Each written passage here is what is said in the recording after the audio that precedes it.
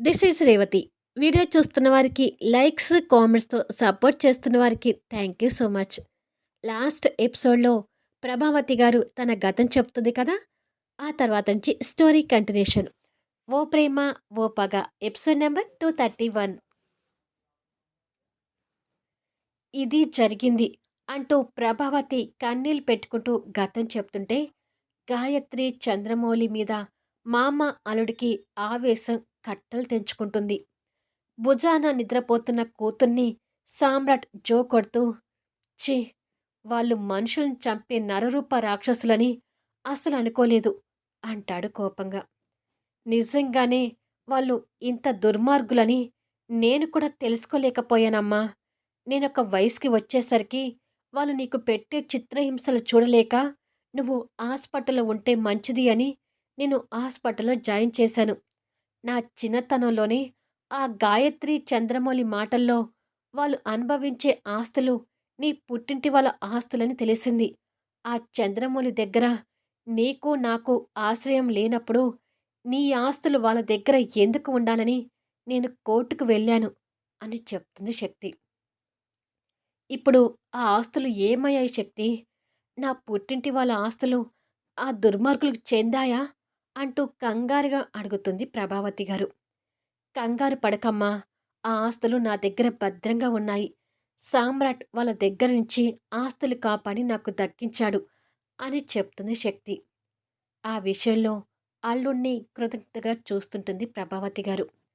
ఆస్తులు చేయి జారిపోయాయని నేను కూడా బాధపడ్డానమ్మా.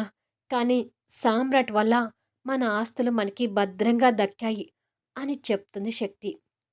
ఆ ఆస్తుల కోసమే వాళ్ళు నా తల్లిదండ్రులను చంపి ఇంత దుర్మార్గానికి పాల్పడ్డారు శక్తి. ఆ ఆస్తులు వాళ్ళకి దక్కి ఉంటే నిజంగానే నేనిప్పుడు మామూలు మనిషినైనా కూడా మనశ్శాంతి కోల్పోయేదాన్ని. నా తల్లిదండ్రుల ఆస్తులు ఆ దుర్మార్గులకు చెందకుండా కాపాడినందుకు నీకు కృతజ్ఞతలు సామ్రాట్ అంటూ అల్లుడికి 2 చేతులు జోడించి చెప్తుంది ప్రభావతి. అయ్యో! ఏంటి అత్తయ్య గారిది? ఆ ఆస్తులు కాపాడేటప్పుడు, ఆ ఆస్తుల వెనుక ఇద్దరి మనుషుల మరణం ఉందనే విషయం నాకే కాదు, శక్తికి కూడా తెలీదు. ఆస్తులు వాళ్ళకి చెందకుండా కాపాడినందుకు నిజంగా ఇప్పుడు నేను కూడా సంతోషపడుతున్నాను అంటాడు సామ్రాట్. వాళ్ళు నీచులని తెలుసు కానీ, మరి మనుషుల్ని చంపేంత దుర్మార్గులని ఎవ్వరూ తెలుసుకోలేకపోయాము అంటాడు వినోద్. నిజమే. పిన్ని చెప్తుంటే నాకే వాళ్ళ మీద అంత కోపం కలుగుతుంటే, ఇంకా పిన్ని పరిస్థితి ఏంటో తలుచుకుంటేనే బాధగా ఉంది అంటుంది చరిత. నిజమేనమ్మా. వాళ్ళ దుర్మార్గం గురించి తెలిసినప్పుడు నేను కూడా షాక్‌కి గురయ్యాను అంటుంది ప్రభావతి. కాస్త రెస్ట్ తీసుకో ప్రభావతి. నేను, చరిత వెళ్ళి అందరికీ కాఫీలు తీసుకొనొస్తాము అని, రా చరిత, నువ్వు కూడా రా వినోద్ అంటూ రాజశ్రీ వాళ్ళని తీసుకొని వెళ్ళిపోతుంది. ప్రభావతి గారు భర్తని చూసి బాధపడుతూ, ప్రేమించి పెళ్లి చేసుకున్న నా జీవితం నీతో సంతోషంగా సాగిపోతుంది అనుకున్నాను గానీ, ఇలా అవుతుందని అస్సలు అనుకోలేదు ఆది అని కన్నీళ్లు పెట్టుకుంటూ చెప్తుంటే, మనం పెళ్లి చేసుకోవటం నీ తల్లిదండ్రులకి ఇష్టం లేదు కదా అమ్మో! ఆ కారణంతోనే చనిపోయారేమో అని మీ ముగ్గురు మరణాన్ని తలుచుకుంటూ ఇన్నాళ్ళు ఒంటరిగా బతుకుతూ వచ్చాను అంటాడు విక్రమాదిత్య గారు. నేను నెల తప్పాననుకున్న టైంలోనే మా అమ్మా నాన్న దగ్గర నుంచి నాకు ఫోనొచ్చింది ఆది. నిన్ను చూడకుండా ఉండలేకపోతున్నాం ప్రభావతి అంటూ అమ్మా నాన్న కన్నీళ్ళు పెట్టుకుంటూ నాతో మాట్లాడారు. నేను నెల తప్పానని వారికి చెప్పినప్పుడు చాలా సంతోషపడ్డారు. ఊరు నుంచి నువ్వు రాగానే నిన్ను తీసుకొని ఇంటికి రమ్మని కూడా ఆహ్వానించారు. నువ్వు రాగానే నేను తల్లిని కాబోతున్న విషయం నీకు డైరెక్ట్‌గా చెప్పి, మా అమ్మా నాన్న దగ్గరికి నిన్ను తీసుకువెళ్ళాలి అనుకున్నాను. అంతలోనే అదంతా జరిగిపోయింది. ఆ చంద్రమౌళి తినటానికి తిండి లేదని చెప్పి, మా నాన్న దగ్గర కొత్తగా డ్రైవర్‌గా జాయిన్ అయ్యాడు. కొన్నాళ్ళకి నా కాబోయే భార్య అంటూ గాయత్రిని పని మనిషిగా మా ఇంటికి తీసుకొచ్చాడు. చివరికి చంద్రమౌళి, గాయత్రి కలిసి ఆస్తుల కోసం నా తల్లిదండ్రుల్ని పొట్టన పెట్టుకున్నారు అని చెప్పి ఏడుస్తుంటుంది. భార్య చెప్పేది విని విక్రమాదిత్య గారు బాధపడుతూ, "ఊరుకో అమ్ము. వాళ్ళ పాపం పండే రోజు వచ్చింది కాబట్టి, ఇప్పుడు మనిద్దరం కలిసాము. వాళ్ళ అంతు చూడకుండా నేను ఉండనులే" అంటాడు విక్రమాదిత్య గారు. సామ్రాట్ కూతుర్ని పడుకోబెట్టి, "విక్రమాదిత్య గారు, మీ భర్త అనే విషయం చంద్రమౌళికి తెలుసా? తెలిసే నా దగ్గర తెలీదని నాటకం ఆడాడా?" అని వాళ్ళ అత్తగారిని అడుగుతాడు. "తెలీదు.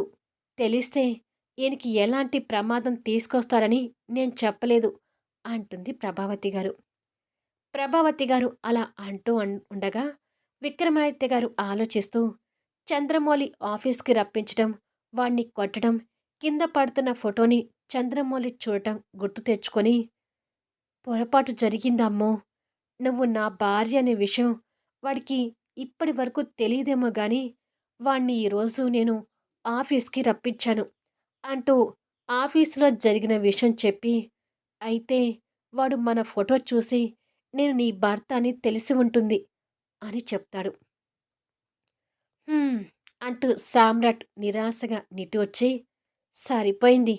దొంగని పిలిచి ఇంటి తాళం చెవి వాడి చేతిలో పెట్టినట్టుగా ఉంది మామ నువ్వు చేసింది" అంటాడు.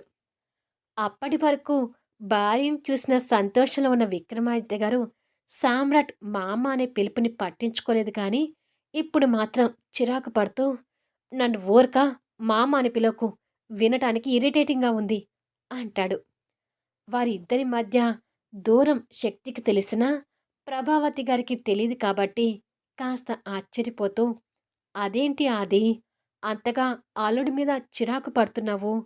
అల్లుడితోటి అలా మర్యాద లేకుండా ప్రవర్తించటం తప్పు కదా" అని అంటుంది. "మామకి అలా బుద్ధి చెప్పండి అత్తయ్యగారు. నేనంటే బొత్తిగా మర్యాద లేకుండా పోతుంది" అంటూ సామ్రాట్ సెటైర్ వేస్తాడు. ఆ మాటకి మామ ఇంకా కోపంగా చూస్తూ, "ఈ అల్లుడి గురించి నీకు తెలీక అలా మాట్లాడుతున్నావు అమ్మో! నీకు టైం చూసుకొని మన కూతురి విషయంలో ఈ అల్లుడు చేసిన ఘనకార్యం గురించి నీకు వివరంగా చెప్తానులే" అంటాడు విక్రమాదిత్య గారు. "అవునమ్మా! నీ అల్లుడేమీ తక్కువ కాదు" అంటుంది శక్తి తండ్రికి సపోర్ట్ చేస్తూ. "ఈ తండ్రి కూతురు కూడా తక్కువేమీ కాదు అత్తయ్యగారు. ఇద్దరూ పూనుకొని నాకు ప్రాజెక్ట్ రాకుండా చేశారు" అంటూ సామ్రాట్ మామ పెళ్ళాం మీద కంప్లెయింట్ లాగా అత్తకి చెప్తాడు. "అవునా? అలా ఎందుకు చేశారు?" అని ప్రభావతి గారు అడుగుతుంటే, "నీకు అన్ని విషయాలు తర్వాత చెప్తానులే అమ్మో" అంటాడు విక్రమాదిత్య గారు.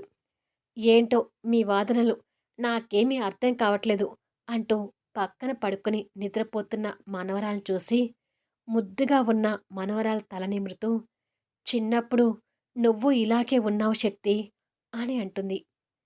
ఆ మాటలకు శక్తి కూతుర్ని చూసి నవ్వుతుంటే, విక్రమాదిత్య గారు కూడా ప్రేమగా మనవరాల వైపు చూస్తూ, "చిన్నతనంలో శక్తిని చూసుకోలేకపోయాను. అసలు నాకొక కూతురు ఉందనే ఆలోచన కూడా నాకు లేదు. అవన్నీ నా మనవరాల్లో తీర్చుకుంటాను" అన్నట్టు అసలు పింకీ ఇంట్లోకొచ్చి నీ ఫోటో చూసి, "మా అమ్మమ్మ ఈ ఫోటో లాగానే ఉంది" అంటే నేను కనుక్కోలేకపోయానమ్మూ. ఏదో చిన్న పిల్ల తెలియక మాట్లాడుతుంది అనుకున్నాను అంటాడు మనవరాలి తల నిమురుతూ. "నా కూతురు మా ఇంటి బంగారం అత్తయ్య గారు. తన వల్లే అన్ని శుభాలు జరిగిపోతుంటాయి" అంటాడు సామ్రాట్ కూతురి మీద ప్రేమతో. "అది సరే గాని ముందు ఆ చంద్రమౌళి గాయత్రిని పట్టుకోవాలి సామ్రాట్" అంటుంది శక్తి. "ఇంకెక్కడ పట్టుకోవటం? ఎప్పుడైతే ఈ మామ వాడిని ఆఫీస్‌కి పిలిచి మేమే భార్యాభర్తలు అన్నట్టుగా ఫోటో చూపించాడో, వాడిక అప్పుడే ఎస్కేప్ కావటానికి ప్లాన్స్ వేసి ఉంటాడు. ఆ ఫోటో చూడకుండా ఉండి ఉంటే వాడిని ఈజీగా పట్టుకునేవాళ్ళం. అంతా ఈ మామ వల్లనే" అంటాడు సామ్రాట్ మామ వైపు ఉరిమి చూస్తూ. "మామ అంటూ తప్పంతా నా మీద వేయకు. అమ్ము బతికే ఉందని, శక్తి నా కూతురు అవుతుందని నేనేమైనా ఎక్స్‌పెక్ట్ చేశానా?" అంటూ అల్లుడి మీద కోప్పడతాడు మామ. "ఎక్స్‌పెక్ట్ చేయాలి మామ. నా కూతురే వచ్చి అత్తయ్య గారి ఫోటో చూసి మా అమ్మమ్మలాగా ఉంది అంటే కాస్తైనా ఆలోచించాలి కదా! అయినా మీ తండ్రి కూతురికి అంత ఆలోచించే జ్ఞానం ఉంటే నాకు ప్రాజెక్ట్ ఇవ్వకుండా ఎందుకు మిస్ చేస్తారులే అంటూ దెప్పి పొడుస్తాడు అల్లుడు. అబ్బా! మాట్లాడితే ఆ ప్రాజెక్ట్ గోల ఎందుకు తెస్తున్నావు? అంటాడు విక్రమాదిత్య గారు. నీకు తెలీదు మామ. ఆ ప్రాజెక్ట్ నీ కూతురి కారణంగా చెయ్యి జారినందుకు, ఆ ప్రాజెక్ట్ తమరు నా శత్రువుకిచ్చినందుకు, ఆ రోజు నేను పడ్డ బాధ అంతా ఇంతా కాదు అంటాడు సామ్రాట్ కోపంతో. ఓహో! ఇప్పుడు ఏదో ఒకటి మాట్లాడి ఆ ప్రాజెక్ట్ నీకు దక్కించుకోవాలని చూస్తున్నావా? నీకు నేను అస్సలివ్వను అంటాడు విక్రమాదిత్య గారు. తమరు ఇస్తానన్నా తీసుకోటానికి ఈ అల్లుడు సిద్ధంగా లేడులే. కాకపోతే ఇప్పుడు తమరు నాకు మామ అయ్యారు కాబట్టి ఈ రకంగా మిమ్మల్ని ఆడుకునే అవకాశం వచ్చింది అంటాడు సామ్రాట్. ఓయ్ సామ్రాట్! మా నాన్నగారి గురించి ఎక్కువ మాట్లాడితే ఊరుకోను అంటుంది శక్తి. అలా గడ్డి పెట్టమ్మా నీ మొగుడికి అంటాడు విక్రమాదిత్య గారు అల్లుణ్ణి కోపంగా చూస్తూ. అయ్యో! ఏంటి మీ గొడవ? ఎందుకు మీ తండ్రి కూతురు కలిసి నా అల్లుడిని ఇబ్బంది పెడుతున్నారు? అంటుంది ప్రభావతి గారు. హమ్మయ్య! అత్తయ్యగారు, మీరు నేను ఒక పార్టీ. చీమలు తిన్న మొహాలు వేసుకున్న ఆ తండ్రి కూతురు ఒక పార్టీ. మీరు నాకు సపోర్ట్‌గా ఉండండి. నాకు 100 ఏనుగుల బలం వచ్చినట్టు ఉంటుంది అంటాడు సామ్రాట్. చూసావమ్మా! నీ మొగుడు ఏమంటున్నాడో? మనవి చీమలు తిన్న మొహాలంట. కనీసం నేను ఉన్న స్థాయి చూసి కూడా నీ మొగుడు నాకు మర్యాద ఇవ్వడం లేదు అంటాడు విక్రమాదిత్య గారు సామ్రాట్‌ని కోపంగా చూస్తూనే. తమరు ఏ స్థాయిలో ఉన్నా మీరు నాకు మామ అని తెలిసాక ఇక ఆ స్థాయి నాకు లెక్క ఉండదు మామ. మీ తండ్రి కూతురు కలిసి నాకు ప్రాజెక్ట్ రాకుండా చేసిన ఒక్క విషయం మాత్రమే గుర్తుంటుంది అంటాడు అల్లుడు. నా అల్లుడు ఆ ప్రాజెక్ట్ విషయంలో అంత బాధపడుతున్నాడు అంటే మీ తండ్రి కూతురు కలిసి నిజంగానే నా అల్లుడిని బాధ పెట్టారట్టుంది అంటుంది ప్రభావతి గారు. అవును అత్తయ్య గారు. చేతికి అందింది అనుకున్న ప్రాజెక్టు ఈ తండ్రి కూతురు నాకు రాకుండా చేశారు అంటూ ఇద్దరిని గుర్రున చూసి చెప్తాడు అల్లుడు. విక్రమాదిత్య గారు నవ్వుతూ సామ్రాట్ చెవి దగ్గరకొచ్చి, నీ అసలు రూపం మీ అత్త దగ్గర చెప్పానే అనుకో, మీ అత్తయ్య గారు కనీసం నీ మొహం కూడా చూడదు. అది గుర్తుపెట్టుకో అంటాడు. శక్తి కూడా సామ్రాట్‌కి మరో చెవి దగ్గరకొచ్చి, అవును. నువ్వొక రేపిస్టివి అని మీ అత్తగారికి తెలిస్తే నిన్ను జీవితంలో క్షమించదు అంటుంది. ఆ విషయం దగ్గర సామ్రాట్ కాస్త తగ్గుతూ, మళ్ళీ అంతలోని ధైర్యం తెచ్చుకుంటూ, మా అత్తయ్య గారు మీ తండ్రి కూతురులాగా మేము పట్టిన కుందేలుకి మూడే కాళ్ళనే రకంలాగా కాదనిపిస్తుంది. చెప్తే అర్థం చేసుకునేవారిలాగా ఉన్నారు. చూస్తూ ఉండండి. అత్తయ్య గారు నాకు ఫుల్ సపోర్ట్‌గా ఉంటారు అంటూ ధీమా వ్యక్తం చేస్తాడు. ఏంటి ముగ్గురు గుసగుసలాడుకుంటున్నారు అని అడుగుతుంది ప్రభావతి గారు. అది అత్తయ్య గారు, ఈ తండ్రి కూతురు కలిసి నన్ను మీ దగ్గర ఎలా ఇరికించాలని చూస్తున్నారు. మీరు వాళ్ళిద్దరి దగ్గర కాస్త జాగ్రత్తగా ఉండండి అంటాడు అల్లుడు. అంతలో చరిత కాఫీ కప్పులతో లోపలికొచ్చి, పిన్ని గారు కాఫీ తాగి ఫ్రెష్ అవ్వండి. ఇవాళ నైట్ మీ డిన్నర్‌కి అత్తయ్య గారు ఇక్కడే ఏర్పాట్లు చేస్తుంది అని చెప్తుంది. ఇవన్నీ ఎందుకులే అమ్మా! కాఫీ తాగాక ప్రభావతిని తీసుకొని నేను మా ఎదురింటికి వెళ్ళిపోతాను అంటాడు విక్రమాదిత్య గారు. ఇదిగో మామ, ఈ అల్లుడు నిన్ను మాటలన్నా మర్యాదలకు తక్కువ చేయడు.